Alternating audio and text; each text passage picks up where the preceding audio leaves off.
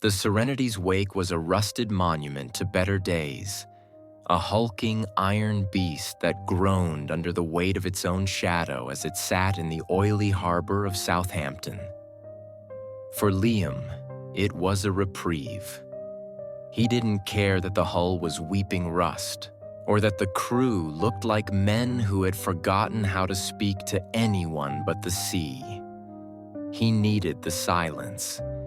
He needed to be somewhere where the horizon didn't move. The first mate, a man named Henderson whose skin looked like cured leather, tossed a heavy brass key ring onto a scarred wooden table in the mess hall. The metal clattered with a finality that made Liam flinch. "You clean, top to bottom. Don't touch the cargo, don't talk to the bridge, and don't make me look for you," Henderson grumbled, his voice a low, gravelly rasp. He pointed Liam toward the crew quarters, a narrow hallway that smelled of wet dogs and stale tobacco. Liam found his locker in a cramped, windowless room near the engine block. The latch was stiff, protesting with a shrill metallic shriek that echoed too long in the quiet space. Inside, there was no uniform, just a galvanized bucket, a stack of gray, abrasive rags, and a single yellowed sheet of paper taped to the back wall. It was brittle, the edges curled like burnt skin.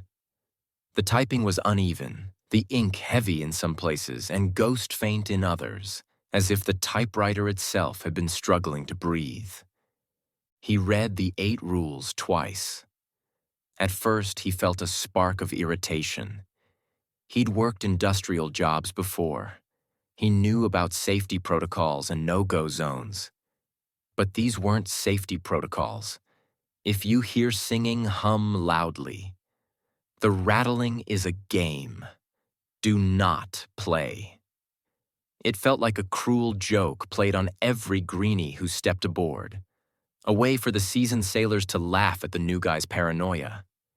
He ripped the paper down, intending to throw it away, but for some reason, the texture of the paper, clammy and skin-like, made him hesitate. He shoved it into his pocket. He told himself it was for evidence of harassment if he ever needed to talk to the union. The first day was spent in the bowels of the ship. The lower decks were a labyrinth of pipes that hissed like angry snakes and puddles of oil that looked like black ink. By 9 p.m., the sun had long since dipped below the Atlantic, leaving the ship in a cocoon of absolute darkness, save for the flickering yellow overheads that buzzed with the sound of dying insects. As Liam mopped the floor of a narrow corridor leading to the aft ballast tanks, he realized he hadn't seen another soul in 5 hours. The crew seemed to have vanished into the ship's iron skin. He stopped to wring out his mop, the sound of the dirty water hitting the bucket sounding unnaturally loud. That's when he heard it. A whisper. It didn't come from behind him or in front of him. It felt like it came from inside the bulkhead next to his ear. It was a soft, wet sound.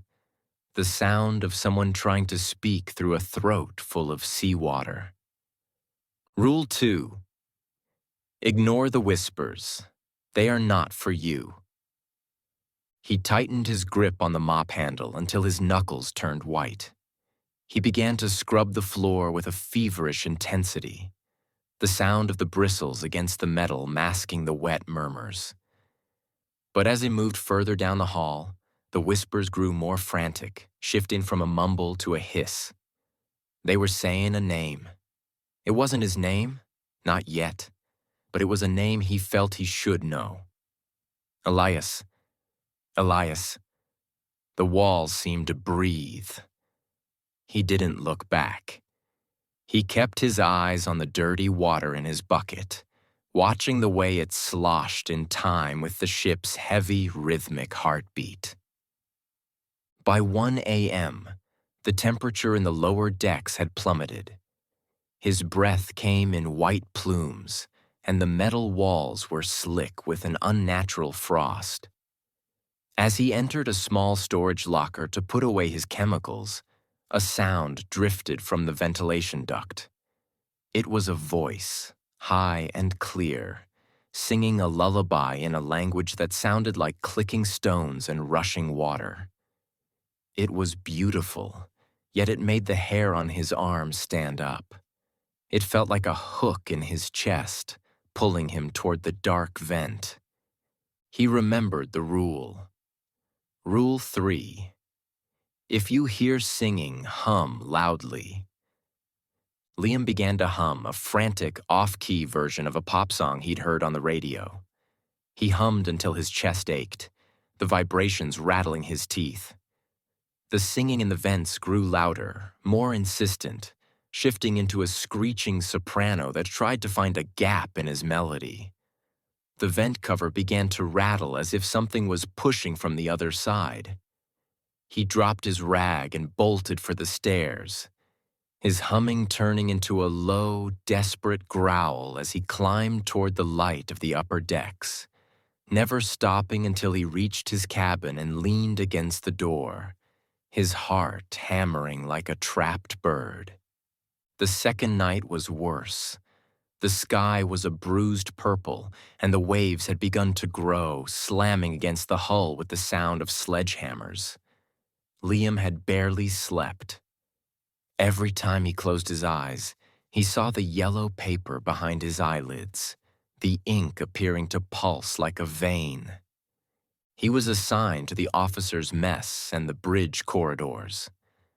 The surfaces here were polished wood and brass, but they felt no warmer than the iron below. As he wiped down a heavy mahogany table, he noticed a carafe of water sitting in the center. The ship tilted violently as it hit a swell, yet the water inside the glass stayed perfectly still. It didn't ripple. It didn't slosh. It sat like a block of solid crystal, reflecting the dim emergency lights. He leaned in, his curiosity overriding his fear for a split second. The clock on the wall clicked. 12:01 a.m. Rule 4. Do not look at your reflection in still water past midnight. It will look back. He froze. His face was reflected in the surface of the water, but the proportions were wrong. His eyes in the reflection were wide, the pupils blown out until they were entirely black, leaking a dark fluid that stained the water. The mouth in the reflection began to open, stretching wider and wider until the jaw unhinged, revealing rows of needle-like teeth that he certainly didn't possess. The reflection didn't move when he flinched away. It stayed there, leaning up toward the surface of the water, its hands, pale, translucent, and webbed, beginning to press against the underside of the water's surface as if it were glass. Liam slapped the carafe off the table. It shattered, the water soaking into the carpet.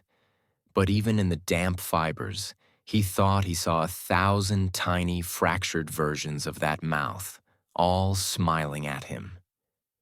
He fled to the galley, his breath coming in jagged stabs. He needed to be busy. He began to organize the industrial pantry, stacking heavy cans of preserved meat with trembling fingers. That's when the rattling started. It came from a large metal flour bin in the corner.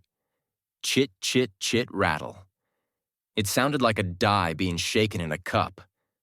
Then, from the freezer door. Rattle, rattle.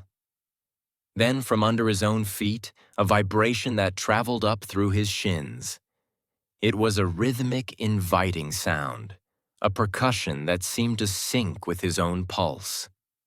Rule 5. The rattling is a game. Do not play. Liam backed away, his hands held out as if to ward off an invisible attacker. A small metal whisk on the counter began to vibrate, dancing against the stainless steel in a perfect triple meter. Tap, tap, tap. It was tempting to reach out and stop it. It was tempting to knock back on the table, to join the rhythm and see what happened next. The rattling grew into a thundering cacophony, every pot, pan, and spoon in the galley shaking in a violent, synchronized dance. He bit his tongue until he tasted copper, the metallic tang filling his mouth, refusing to make a sound or a movement that fit the beat.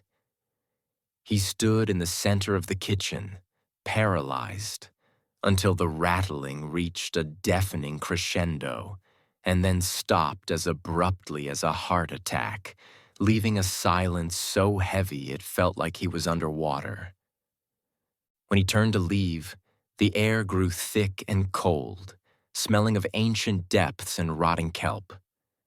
In the corner of the room, standing near the walk-in fridge, was a shadow. It wasn't cast by any of the overhead lights. The light seemed to bend around it, unwilling to touch its edges. It was a hole in the world, a silhouette of a man that seemed to be made of smoke and static. It was watching him. He could feel its gaze like a physical weight on his skin. Rule 6. If you see a shadow where there should be none, offer it a drink. Salt water will suffice. Liam's legs felt like lead. He fumbled for a glass, the glass clinking against the faucet. He filled it from the sink, then reached for a container of industrial sea salt on the prep table. His hands shook so violently that he spilled a white mound of it on the floor. He stirred 3 large spoonfuls into the water with his finger, the salt stinging a small cut on his knuckle. He walked toward the shadow, his eyes fixed on the floor. He set the glass down 3 feet from the void. "Here," he whispered, his voice cracking like dry parchment. The shadow leaned forward.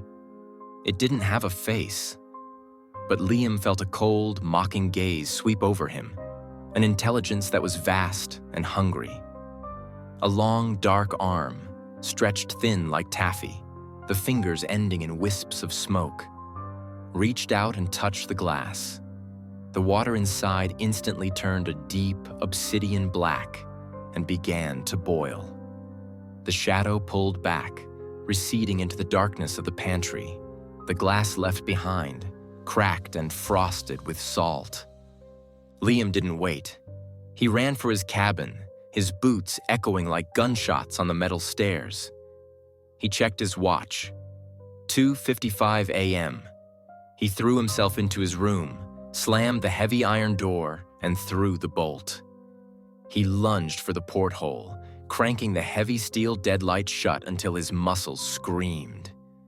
He sat on the floor, his back against the door, watching the seconds tick by on his phone. 3:00 a.m. Something hit the outside of his door. It wasn't a knock. It was the sound of a heavy, wet body, something the size of a whale, being thrown against the steel. The door groaned, the hinges straining. Then came the scratching. Thousands of tiny, sharp nails dragging across the metal, searching for a seam, a crack, a way in. A voice from the other side, sounding remarkably like his own, whispered through the keyhole. "Liam, it's cold out here. Let us in. The water is so deep." By the 3rd night, Liam was a ghost of himself. He hadn't eaten, his stomach a tight knot of bile. He hadn't spoken to a single crew member, mostly because he hadn't seen any. The ship felt like a ghost vessel, drifting on an endless black sea. He didn't want to leave his cabin, but when he returned from a quick, panicked trip to the bathroom, his door had been pushed open. The bolt was sheared off as if it were made of plastic. His bucket was gone. His rags were gone. In their place, a single bottle of industrial bleach, unlabeled and smelling of something far more caustic than chlorine, and a heavy-duty scrub brush sat in the middle of his floor. He knew what it meant. One last shift. One last night to survive. The deepest part of the Serenity's wake was the void, the space between the double hull near the engine room. It was a place of extreme heat and extreme dampness, where the very bones of the ship were exposed. Liam descended the ladders, the metal rungs vibrating with the roar of the engines. The air was thick with the smell of grease and something sweet, like rotting fruit in a hot sun. As he reached the bottom, he saw that the walls were covered in a thick black sludge that seemed to pulse with a slow, organic rhythm. It wasn't oil. It was moving, shifting in the corners of his vision. He began to scrub, the bleach fumes making his eyes water and his lungs burn. Rule 1. Never stay in one place for too long. The ship likes to watch. He moved every few minutes, shifting from one bulkhead to the next, but he could feel eyes on him. Not 2 eyes. Hundreds. They were in the rivets, in the cracks of the floorboards, watching from the darkness beyond his flashlight's beam. Every time he turned his head, he caught the glint of a pupil or the blink of a lid that vanished into the rust. Then, the voice came. Liam. It was his mother's voice, soft, warm, the way she used to call him for dinner when he was a child. The sound was so out of place in this mechanical hell that he almost dropped his brush. Liam, honey, come here. It's so cold down here. Why are you working so hard? He stopped scrubbing. Tears pricked his eyes. For a second, he forgot the rules. He forgot the shadow and the singing. He turned toward the sound, toward a dark opening in the inner hull that led to the bilge. Mom, he whispered, his voice tiny against the roar of the engines. The voice changed instantly. It became his father's voice. Angry, booming, the way it sounded the night Liam had left home. Liam, get over here now. Stop being a coward. Then it became Henderson's rasp. Then a dozen other voices he recognized from his past, all blending into a terrifying chorus. Liam, the cargo is loose. Help us. Liam, look at me. Liam, look at the water. Rule 7. Do not respond to your name if called from an empty corridor. It is not your name. Liam bit his lip so hard it bled, the salt of his own blood snapping him back to reality. He turned back to the wall and began to scrub so hard the bristles of the brush snapped and flew off like shrapnel. It's not my name, he hissed between his teeth, over and over, a litany against the madness. It's not my name. It's not my name. The voices began to scream. They were no longer human. They were a cacophony of screeching metal and grinding ice, all of them begging, commanding, crying. The black sludge on the walls began to leak toward him, reaching out with thin, oily tendrils that looked like fingers. They brushed against his boots, cold and slick. He dropped the brush and scrambled for the ladder. He climbed faster than he thought possible, his hands slipping on the greasy rungs.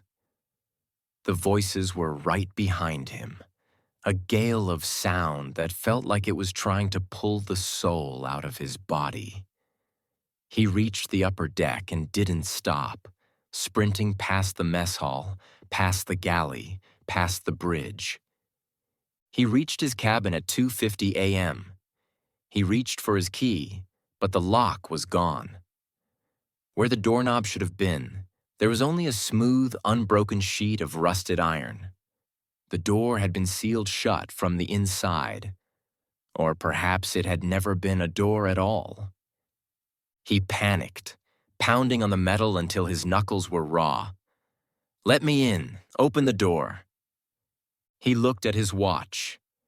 2:58 a.m. He ran to the nearest lifeboat station, desperate for any kind of shelter. The wind was howling now, a monstrous vocal sound that seemed to be laughing at him. He found a storage chest for life vests and flipped it open, intending to hide inside and pray for the sun. The chest was already full. Not with life vests, but with thousands of yellowed pieces of paper. They fluttered out like dead moths, dancing in the gale. Each one was identical. Each one contained the same 8 rules. And at the bottom of the pile, he saw a photograph. It was a picture of him, taken from behind, as he stood at his locker on the first day. Rule 8. At 3 a.m., secure all doors and windows in your cabin. Do not open them until sunrise. Liam looked up. The bridge was empty. The decks were empty. The entire ship was a hollow shell, a trap set on the surface of the deep to catch the wandering and the lost. 3 a.m. arrived with a silence so absolute it felt like he had gone deaf. The wind stopped mid-howl. The waves flattened into a sheet of black glass. The ship ceased its vibration, the engines dying with a final wheezing breath. Liam stood by the railing, staring out at the black water. Something was rising from the depths. It was larger than the ship, a mass of pale, translucent flesh, and 1,000 reaching limbs that moved with a sickening, fluid grace. It didn't make a sound as it breached the surface, the water falling off its back like liquid silk. He didn't scream. He didn't run. There was nowhere left to go. He simply watched as the shadow he had fed in the galley stepped out from behind a bulkhead. It wasn't a shadow anymore.